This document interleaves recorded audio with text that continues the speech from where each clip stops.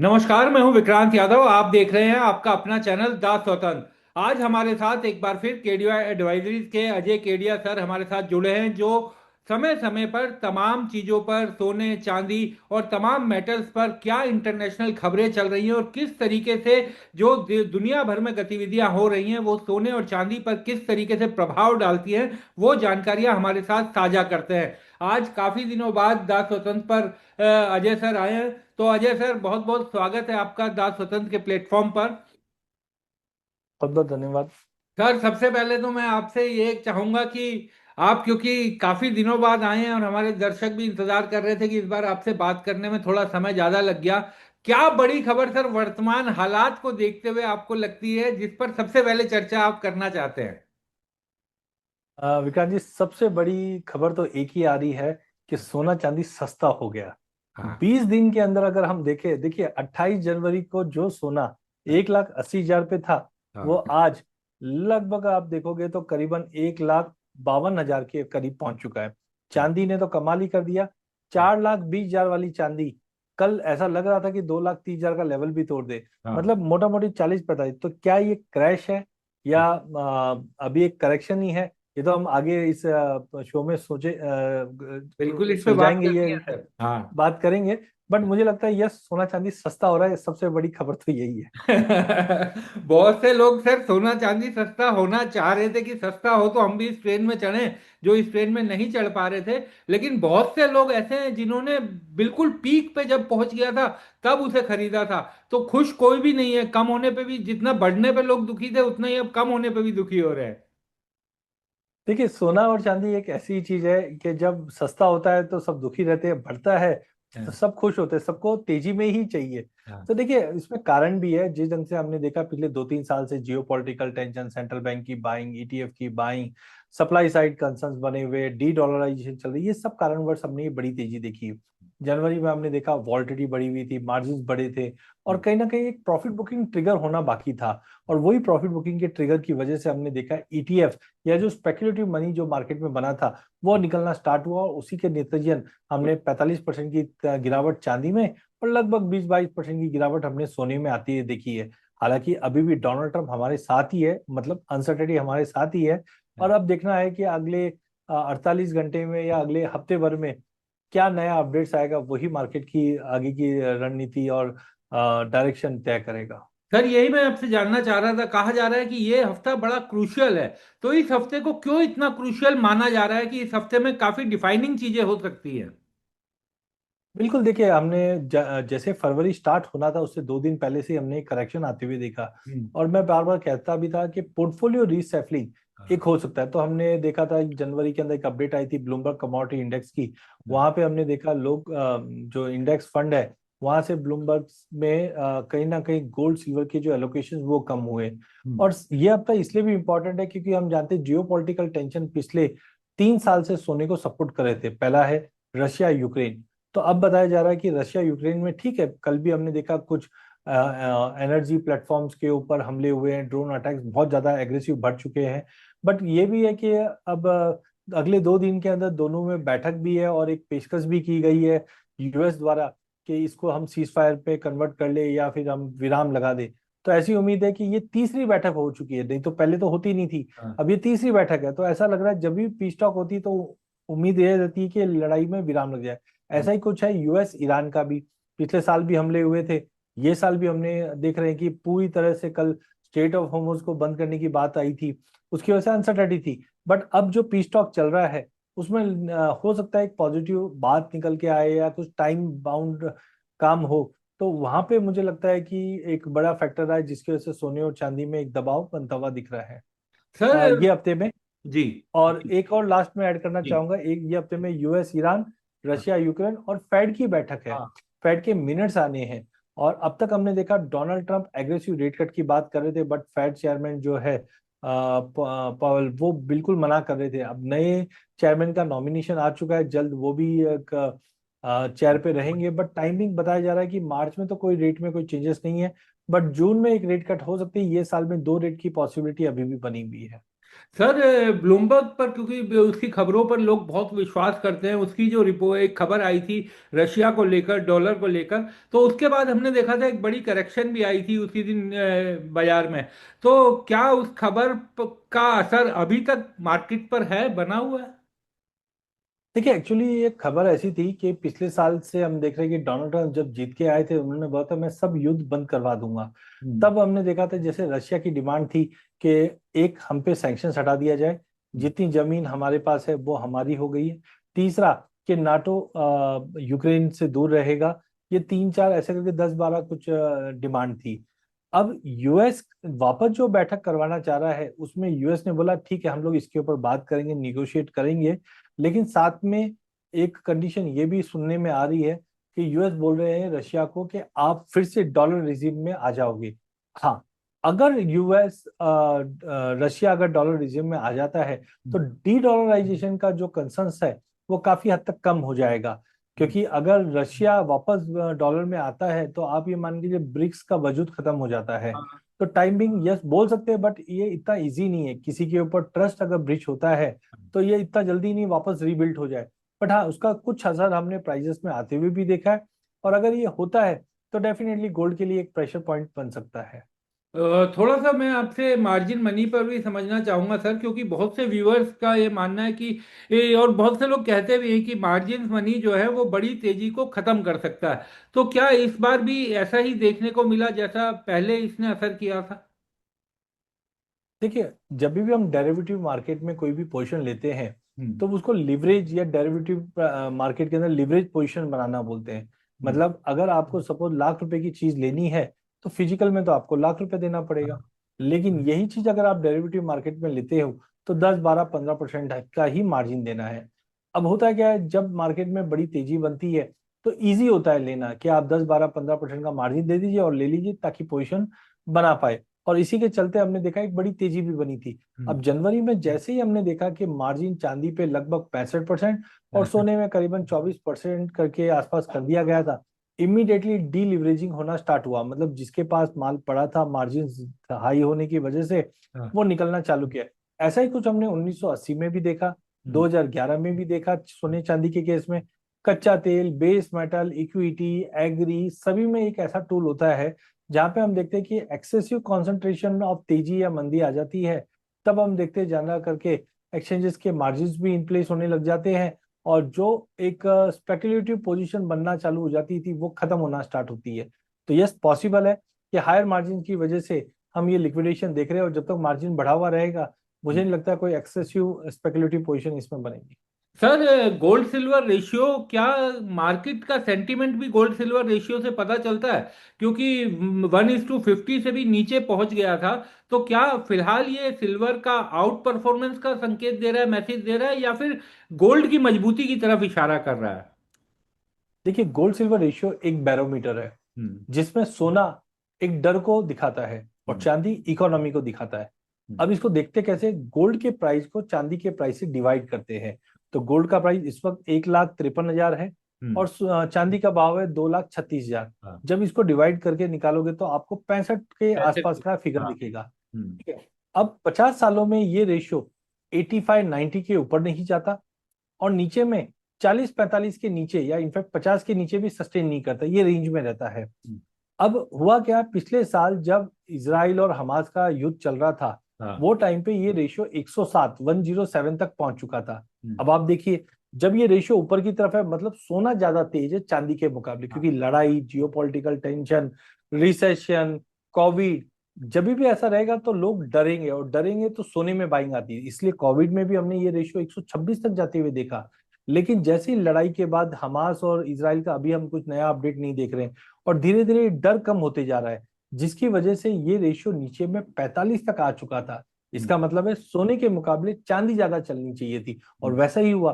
पिछले एक साल में चांदी 300% और हाँ। सोना 100% बढ़ा, हम्म। क्योंकि चांदी में इंडस्ट्रियल डिमांड ये सब भी बढ़ गई थी। हम्म। अब ये रेशियो 65 है, और मुझे लगता है धीरे धीरे ये रेशियो 72 से 75 की और मुड़ रहा है। और जब भी ये तेज होगा, तो कहीं ना कहीं आप देखोगे सोना चांदी के मुकाबले ज्यादा आउट परफॉर्म करेगा। इसका मतलब ये नहीं गिरावट नहीं आएगी। हाँ। अगर चांदी में 10% की गिरावट आती है, तो सोने में आपको 2 से 3% की गिरावट ही दिखाई देगी। बट कहीं ना कहीं सोना चांदी के मुकाबले आउट परफॉर्म, इनफैक्ट जो अभी बड़ी गिरावट आई थी विक्रांत जी, तो हाँ, काफी जन क्या कर रहे थे, चांदी को बेचकर उसको सोने में कन्वर्ट कर रहे थे। कन्वर्ट कर, तो हाँ। 40% की चांदी की गिरावट है, लेकिन सोने में तो खाली 18-20% की थी। हाँ। तो ऐसे भी लोग करते हैं। इसकी वजह से मुझे लगता है गोल्ड सिल्वर रेशियो 70 की तरफ जाता है, तो चांदी थोड़ी और गिरावट दिखा रही है। सर, हालांकि हम किसी को इन्वेस्टमेंट की सलाह तो नहीं देते, लेकिन मैं अपने समझने के लिए और दर्शकों को भी उससे थोड़ी समझ बने, क्या इस समय के जो वर्तमान चार्ट के ट्रेंड हैं और जिस तरीके की जियोपॉलिटिकल सिचुएशन बनी हुई है, तो अगर हम रिस्क वर्सेस रिवार्ड के अनुपात में देखें, तो क्या अभी बाय करना मुश्किल है, या लगता है कि अभी और भी ज्यादा फॉलबैक हो सकता है? देखिए 20 दिन की गिरावट के बाद ये चीज बोलना बहुत डिफिकल्ट होता है। और एक चीज ये भी है, कोई भी असेट क्लास 20% अगर टूट जाता है एक हाँ। साल में, हाँ। तो हम बोल सकते हैं कि एक बुल रन खत्म हो जाता है। लेकिन चांदी में तो 40% और सोने में 20%, तो ये एंड है। तो पॉसिबल एंड तो नहीं बोलूंगा मैं, क्योंकि हाँ। आज भी लड़ाई खत्म नहीं है, ट्रेड वॉर अभी भी चल रहा है। हाँ। इनफैक्ट जापान अपने रेट ऑफ इंटरेस्ट बढ़ा रहा है, उसकी वजह से यूएस के बॉन्ड में सेलिंग आएगी, और जब यूएस बॉन्ड में सेलिंग आएगी तो सोने को सपोर्ट मिलेगा। बट हाँ। हाँ, एक चीज आप मान के चलिए, सोना और चांदी अब एक टाइम करेक्शन में चले जाएगा। मतलब एक बड़ी गिरावट के बाद मार्केट एक सीमित दायरे में ट्रेड करता हुआ दिखाई देगा, और मार्जिन भी बढ़े हुए हैं। तो हाँ। मुझे लगता है कि यस, यहाँ से मुझे एक करेक्शन अभी भी कंटिन्यू दिखाई दे रहा है चार्ट पे। अगर लेने के लेवल्स की बात करूं, तो लगभग मुझे लगता है 1,80,000 से 2 लाख का एक फेयर प्राइस रहेगा चांदी के लिए। और हाँ। सोने के लिए 1,10,000 से 1,12,000 का जो लेवल रहेगा वो एक फेयर प्राइस रहेगा। फेयर प्राइस इसलिए वर्ड यूज कर रहा हूँ, हाँ। उस समय पे जाकर आपको ये देखना है कि फंडामेंटल कैसे हैं। हाँ। बिकॉज आज तो हम देख रहे हैं डी डॉलराइजेशन चल रहा है, कल को अगर suppose Donald Trump Russian president को बना लेता है और हाँ। कल को ये सिनारी चेंज हो, तो डिफरेंट पड़ेगा। But hmm. ओवरऑल मुझे लगता है यस, करेक्शन अभी भी है इसमें।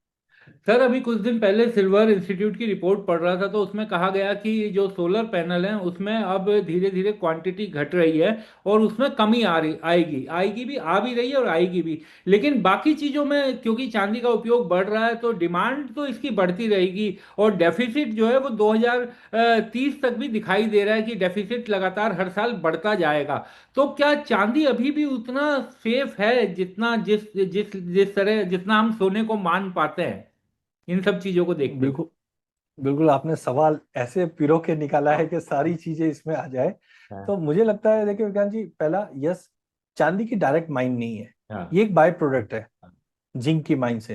हाँ। तो जब तक कैपेक्स नहीं बढ़ेगा हाँ। जिंक की माइन में, कॉपर की माइन में, तब तक हम देखेंगे चांदी का आउटपुट नहीं बढ़ सकता है। हम्म। हालांकि अगर आप देखोगे तो रिसाइकल सिल्वर हम्म। मार्केट में बढ़ा है। हाँ। सेकेंडली, इंडस्ट्रियल डिमांड की जो नई डेटा है उसमें 4.3% के आसपास का फॉल दिखा रहा है। हाँ। क्योंकि बट नेचुरल है, आज 2 साल पहले जब चांदी 18-20 हजार $20 के करीब ट्रेड कर रही थी, और हम्म। आज वही चीज 120 हो जाती है, हाँ। तो इंडस्ट्री कैसे सरवाइव करेगी? हाँ। तो उसी की वजह से हमने देखा इंडस्ट्रियल डिमांड में ड्रॉप है। अच्छा, कभी भी कोई भी कमोडिटी को सबसे बड़ा जो रिस्क होता है वो होता है risk of replacement. Hmm. For example, आप गाड़ी चला रहे हैं, पेट्रोल के भाव पहले तेज थे, तो हाँ। क्या करते थे, आप डीजल पे शिफ्ट कर लेते हो। हाँ। जब डीजल भी तेज हुआ, तो आप सीएनजी पे चेंज कर हाँ। लेते हो। यानी कि आज ईवी पे लोग क्यों चेंज कर रहे हैं? क्योंकि सस्ती है। सस्ती है। बराबर। तो कमोडिटी को सबसे बड़ा जो रिस्क होता है, रिस्क ऑफ रिप्लेसमेंट होता है। चांदी को भी ऐसा ही है। तो मुझे लगता है यस, चांदी का रिप्लेसमेंट जो कर सकता है वो है कॉपर। एंड हम्म। इसी की वजह से पिछले 6 महीने में हमने कॉपर में बड़ी तेजी देखी, और कॉपर के भाव जो 800 रुपया हुआ करते थे वो 1480 पहुंच गए। हालांकि अभी चाइना मार्केट छुट्टी पे है, इसकी वजह से हमने करेक्शन भी देखा है। But hmm. यस, चांदी को जो रिप्लेस कर सकता है वो कॉपर है।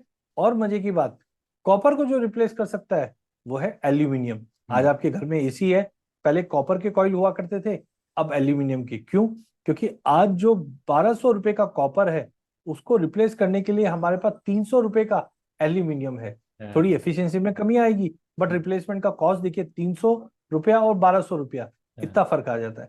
तो यस, मुझे लगता है कि जैसे जैसे भाव में तेजी आई, इंडस्ट्रियल डिमांड में ड्रॉप आएगा, और इंडस्ट्रियल डिमांड में ड्रॉप होएगा तो चांदी के प्राइस अपने आप को एडजस्ट करते हुए दिखाई देंगे।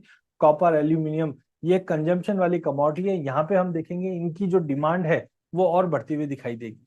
सर थोड़ा सा मैं कॉपर पर ही आपसे और बात करना चाहता हूँ। कॉपर को ये कहा जाने लगा कि copper is a new silver और copper is a new gold, इस तरीके की बातें भी सोशल मीडिया पर और तमाम जगह चलने लगी, इन्फ्लुएंसर चलाने लगे। लेकिन क्या अभी ये कहना बहुत जल्दबाजी, कॉपर पर उतना ज्यादा विश्वास कर पाना थोड़ा जल्दबाजी नहीं होगा, जिस तरह की करेक्शंस भी आई हैं, और क्योंकि कॉपर के प्रोडक्शन में भी कोई कमी नहीं है, कॉपर का प्रोडक्शन भी खूब हो रहा है। सो पहला चीज, कॉपर एज ए इन्वेस्टमेंट नहीं, hmm. As a financial product नहीं है। Copper as a industrial demand है। हाँ। हाँ, जो लोग कमोडिटी में काम करते हैं, वायर बनाते हैं, या आजकल तो ऐसे कप आते हैं, ग्लास हाँ। आते हैं, ये जो बनाते हैं उनके लिए वो स्टॉक का रूप करते हैं। तो कुछ लोग स्टॉक पे इन्वेस्ट करते हैं। लेकिन हाँ, अब जो मार्केट में आर्ग्यूमेंट चल रहे हैं वो ऐसा है, चांदी भी तो एज ए इन्वेस्टमेंट है, और हाँ। चांदी भी 56% आप हाँ। इंडस्ट्री में यूज कर रहे हो। हाँ। और जब इंडस्ट्री वाला स्टॉक करके रख सकता है, उसको तेजी दिखती है, तो एज ए इन्वेस्टर मैं भी कर सकता हूँ। तो जब चांदी में इन्वेस्ट हो सकता है तो कॉपर में क्यों नहीं हो सकता? तो अभी ये एक्सप्लोरेशन स्टेज पे, हाँ, मल्टी एसेट फंड्स आ चुके हैं, फंड ऑफ फंड आ चुके हैं, जो चांदी के ईटीएफ में, सोने के ईटीएफ में, कॉपर में, स्टील में, इन सब में इन्वेस्ट करते हैं। और लोगों को समझ में आ गया कि इक्विटी के भाव में जो तेजी मंदी होती है, वो अल्टीमेटली कमोडिटी के प्राइस की वजह से ही होती है। हम्म। तो अल्टीमेटली कहीं पे भी अगर हम देखते हैं, तो कमोडिटी के अंदर कॉपर और एल्यूमिनियम काफी इंपॉर्टेंट, हम बोल सकते हैं, एक बेंचमार्क रखते हैं। तो यस, इन्वेस्टमेंट के तौर पे अब ये एक्सप्लोर हो रहा है। बट यहाँ पे इंडस्ट्री को जो डेटा इम्पैक्ट करते हैं, मैन्युफैक्चरिंग है, सप्लाई है, अभी आपने बोला सप्लाई तो बहुत ज्यादा है। देखिए, इन्वेंट्रीज बढ़ी हुई है। हाँ। आज न्यूयॉर्क में इन्वेंट्री है, लंदन में इन्वेंट्री बनी हुई है, और संघाई में। क्यों? क्योंकि डोनाल्ड ट्रम्प ने जो टैरिफ का बम फोड़ा था, तो सभी को पहले क्या होता था कि सपोज संघाई में भाव बढ़ गया हाँ। और लंदन पे भाव कम है, तो हाँ। क्या होगा कि इन्वेंट्री का मूवमेंट आ जाएगा। क्योंकि भाव क्यों ज्यादा है? क्योंकि संघाई में माल नहीं है, तो हाँ। लंदन से माल निकलता था और संघाई चले जाता था। लेकिन अब क्या हो गया कि टैरिफ लग चुका है यूरोप को और यूएस में। तो अगर यूएस से कोई माल निकल गया और यूएस वापस लेगा, तो 20% की टैरिफ के साथ हाँ। आएगा। अब वो चीज महंगी हो जाएगी। हम्म। इसके लिए आप देखोगे तो आज की डेट में लंदन, न्यूयॉर्क और संघाई, इनमें इन्वेंट्री बढ़ रही है, पर हाँ। उसके बावजूद कॉपर के भाव ऊपर है। क्योंकि यहाँ पे मूवमेंट्स बंद हो गए हैं और हम्म। इंडस्ट्रियल डिमांड चलो, हालांकि अब चाइना मार्केट छुट्टी पे है, तो एक टेम्पररी करेक्शन आ जाएगा। तो लॉन्ग टर्म व्यू अभी भी मुझे लगता है कॉपर, एल्यूमिनियम, ये बहुत स्ट्रांग है। हाँ। बट इन्वेंट्री भी बढ़ी हुई है। इंडस्ट्रियल मेटल और इन्वेस्टेबल मेटल हम्म। दोनों अलग चीज होती है। हाँ। तो उसके ऊपर बारीक, क्योंकि इंडस्ट्री में क्या स्लो डाउन आ गया तो इमीडिएटली गिरावट। आज हमको तेजी क्यों दिख रही है? हाँ। क्योंकि कोविड के बाद से इकोनॉमी के अंदर पैसा पंपिंग किया गया, चाहे यूएस हो, जापान हो, इंडिया हो। इसकी वजह से 5 साल से हमको तेजी तेजी दिख रही है। हाँ। लेकिन ऐसे रिसेशन के पीरियड भी आते हैं जिसमें लंबी अवधि तक हम देखते हैं इकोनॉमी स्टेबल होती है। ऐसे टाइम पे ये बेस मेटल नेगेटिव रिटर्न भी देते हैं। हाँ, जीरो नहीं होते, ये चीज मान के चलो। क्योंकि इन्फ्लेशन का मतलब ही होता है कमोडिटी का महंगा होना, हाँ। और कमोडिटी का महंगा होना मतलब भाव बढ़ना ही बढ़ना है। बढ़ना। ऊपर से इंडिया में क्या है, रुपए में गिरावट रहती है, हाँ। और रुपए की गिरावट और कमोडिटी के प्राइस की स्टेबिलिटी, अल्टीमेटली आप विन विन रहोगे इंडिया में तो। सर एक अंतिम सवाल मेरा आपसे कि क्या, क्योंकि चाइना की मार्केट अभी बंद है ल्यूनर न्यू ईयर की वजह से, चाइना में जब मार्केट इन छुट्टियों से पहले तक लगातार 10-12 डॉलर चांदी पर ऊपर रहता था, क्या चाइना की मार्केट खुलने के बाद भी कुछ असर पड़ेगा? क्योंकि किस तरह की वहां पर डिमांड अभी भी है, ये सब चीजें, तमाम चीजें सामने आएंगी, तो क्या उसकी मार्केट खुलने का भी कुछ असर सिल्वर पर देखने को मिल सकता है? देखिए, Chinese New Year it is as good as India Diwali. जी। तो जब इंडिया की दिवाली, धनतेरस होती है, हाँ। तब हम देखते फिजिकल डिमांड बढ़ जाती है, इसलिए हाँ। प्रीमियम बढ़ता है। हाँ। तो ये जो प्रीमियम था उसके दो कारण थे। ओ। एक, वहां पे हाँ। फेस्टिव डिमांड थी, इसके लिए बना था। हाँ। सेकेंडली, डोनाल्ड ट्रंप ने जो क्रिटिकल मेटल की लिस्ट में डाला और हाँ। चाइना ने रेयर अर्थ मेटल को रेस्ट्रिक्टेड एक्सपोर्ट किया था, तो ऐसा लग रहा था कि मार्केट में माल की कमी, और है भी। हाँ। क्योंकि आज हो क्या रहा है कि अगर यूएस की इन्वेंट्री से अगर चांदी निकल गई और यूएस वापस बाय करेगा, तो वो टैरिफ के साथ बाय करेगा, इसके लिए महंगी हो सकती है। तो गुड्स मूवमेंट पिछले 6 महीने से डिस्टर्ब था, इसके लिए प्रीमियम चल रहा था। अब लूनार न्यू ईयर कंप्लीट हो चुका है, तो फिजिकल डिमांड मुझे नहीं लगता जितना हमने पिछले 3 महीनों में चाइना से आते हुए देखा उतना बने। हाँ। हाँ, डर की डिमांड वो अभी भी बनी हुई है। हाँ। लेकिन चांदी से अच्छा तो सोना सही है। तो हाँ। मुझे पर्टिकुलरली चांदी में लगता है जो पहले 10-12 डॉलर का प्रीमियम हुआ करता था, हाँ। वो धीरे धीरे कम हो जाएगा। हाँ, एक ईटीएफ की बाई वो भी नहीं लगती, क्योंकि ईटीएफ का प्लेयर जो होता है वो इन्वेस्टर होता है। आज आपके गले में सोने की चैन है, हम्म। सोना 50,000 से बढ़कर 1.5 लाख हो गया, 1,80,000। क्या आप ज्वेलर के पास गए सोना बेचने के लिए? जवाब है नहीं, क्योंकि नहीं। आपको मालूम है मुझे कंज्यूम करना है। लेकिन यही चीज आपने लाख रुपए का सोने में निवेश किया होता 50,000 रुपए में, और आज वो 1.5 लाख हुआ होता, तो आप बोलते अजय सर, मेरा 1 लाख का 2 लाख, दो हाँ। लाख का 4 लाख हो गया, मैं बेच दूं क्या? हाँ। तो आप समझिए, इन्वेस्टमेंट डिमांड अलग होती है और कंजम्पशन डिमांड अलग होती है। तो मुझे लगता है कि जिन्होंने इन्वेस्टमेंट डिमांड की है वो तो कहीं पे भी नहीं गए, वो पड़े रहेंगे। हाँ। लेकिन जिन्होंने निवेश के लिए किया है उनको आज, मैं क्रिप्टो को कोई फॉलो नहीं करता हूँ ना हाँ। रेकमेंड करता हूँ, बट क्रिप्टो सस्ता है ना। हाँ। आज 128 का बिटकॉइन आपको 62 पे मिल रहा है। हो सकता है पैसा उधर मूव हो जाए, हाँ। हो सकता है इक्विटी मार्केट के वैल्यूएशन अब सस्ते हैं, वहां हाँ। पे मूव हो जाए, क्योंकि अब तो यूएस और इंडिया के ट्रेड डील भी हो चुके हैं। हाँ। तो अब मार्केट कैश पे बैठा हुआ है। सोने चांदी में अभी भी रिस्क इन्वॉल्व है, क्योंकि सोने की तेजी कहाँ से स्टार्ट हुई थी? $1,645 से चालू हुआ था, हाँ। जो ऊपर में 5600 मारा। अभी तो आज भी हम देखेंगे तो 4900 पे है। हाँ। तो सोना यहाँ से हो सकता है कि $4,000 या $3,600 तक नीचे आ जाए।